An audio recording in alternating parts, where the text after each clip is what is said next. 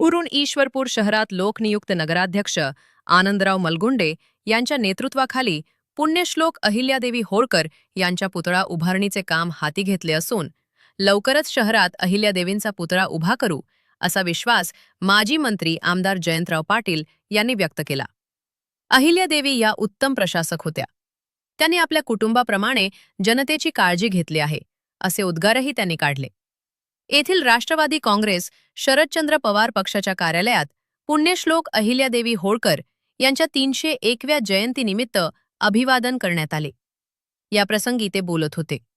लोकनियुक्त नगराध्यक्ष आनंदराव मलगुंडे, वाळवा पंचायत समितीचे सभापती उदयसिंह पाटील, राष्ट्रवादी काँग्रेसचे तालुकाध्यक्ष विजयराव पाटील, शहराध्यक्ष शहाजी पाटील, माजी नगराध्यक्षा अरुणादेवी पाटील, महिला राष्ट्रवादीच्या जिल्हाध्यक्षा सुस्मिता जाधव, शहराध्यक्षा पुष्पलता खरात, निवास पाटील प्रामुख्याने उपस्थित होते।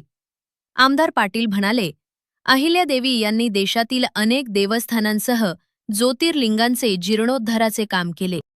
त्यांची प्रतिमा पाहिली तर लक्षात येते की त्यांच्या एका हातात शिवलिंग पिंड घेतलेली आहे। अहिल्यादेवी यांनी पतीच्या निधनानंतरही राज्याचा डोलारा समर्थपणे सांभाळलाय। आपल्या राज्यावर चालून येणाऱ्या राघोबादादा पेशवे यांना खरमरीत पत्र लिहून त्यांनी एका महिलेच्या हातून पराभव झालेला चालेल का असा सवाल केला होता। आपण सर्वांनी अहिल्यादेवी यांचा आदर्श घेऊन जनतेची निस्सीम सेवा करावी।